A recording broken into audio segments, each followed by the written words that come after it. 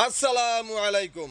বিএনপির প্রার্থীর প্রাথমিক তালিকায় নাই রুমিন ফারহানা। আহারে নাহিদের মা, জীবন যৌবন গরবাদ কইরা ফালাইলা এই দলের জন্য।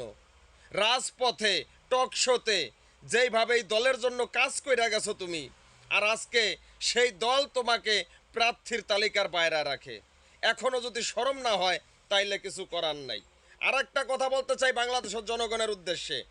এই যে খাম্বা মিয়া যে লন্ডনে বৈশা রয়েছে, এখন নমিনেশন বাণিজ্য শুরু করছে। হাজার হাজার কোটি টাকা এখন এই বাংলাদেশ থেকে নেতাকর্মীর থেকে হাতাইয়া নিয়ে যাইব ওই তারেক জিয়া লন্ডনে। বুঝতে পারেন নাই?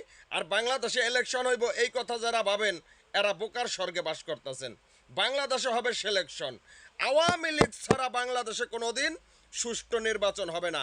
এই 15-16 মাসে বাংলার জনগণ সেটা বুঝে গেছে। যেভাবেই নির্বাচন দেন, লাত্তি দিয়া ক্ষমতা থেকে বাই করে দিব বাংলাদেশের জনগণ, যদি আওয়ামী লীগ ছাড়া ইলেকশন করেন। আপনারা কথাটা মনে রাখবেন।